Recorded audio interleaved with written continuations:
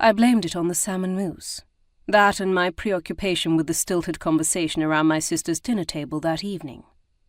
If my stomach hadn't been struggling to digest all the rich food I'd ingested, and my mind hadn't been turning over my uneasy reconciliation with my sister, I felt certain I would have noticed the man before he stepped out of the shadows. My husband, Sebastian Gage, pulled me to a halt, for the man clearly wasn't a servant employed by the townhouse from whose stairwell he had emerged.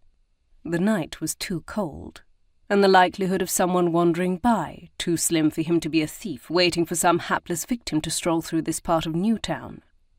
Most of Newtown's inhabitants would have been huddled inside their carriages to travel to and from their evening entertainments.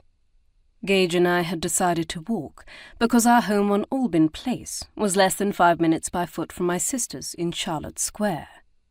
Not only did using our equipage for such a short journey seem more of a fuss than was necessary, but at 7 months heavy with child, I welcomed the chill of a brief evening stroll, and the benefits to my constitution, especially after a large meal.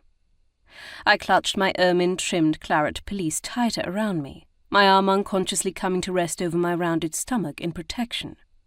Even when the man rounded the railing, which separated the stairwell leading downward from the pavement, allowing the faint light of the street lamp on the corner behind us to reveal his features, I didn't relax my guard.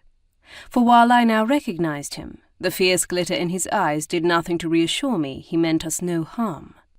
"Out for an evening constitutional, are we?" Bonnie Brock Kincaid bit out, his words no less menacing despite their seeming innocuousness.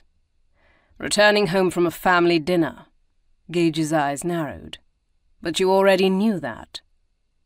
Bonnie Brock had told us once that nothing happened in Edinburgh without him knowing, and that seemed to prove true in the Georgian splendour of Newtown, as well as the cramped and fetid wynds and closes of Old Town, particularly when it came to me and Gage.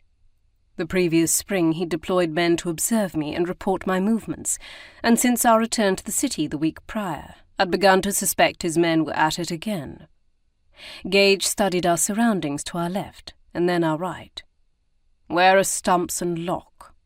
Bonnie Brock's ever-present henchmen and bodyguards appeared to materialize out of the misty darkness, but my attention remained firmly fixed on their leader. It had been 9 months since I'd last seen the ruthless and charismatic head of Edinburgh's largest criminal gang.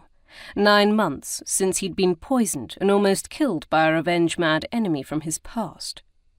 Gage and I had departed Edinburgh soon after the culprit was apprehended, and while I'd known Bonnie Brock had made a full recovery, my last memory of him was a weak shadow of his normal self. From what I could view of him through his open greatcoat, his body had regained much of the weight and muscle it had lost.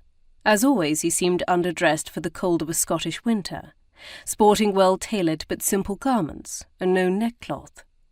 But I'd realized a year ago that he chose to sacrifice warmth for ease of movement and ready access to the weapons tucked about his person.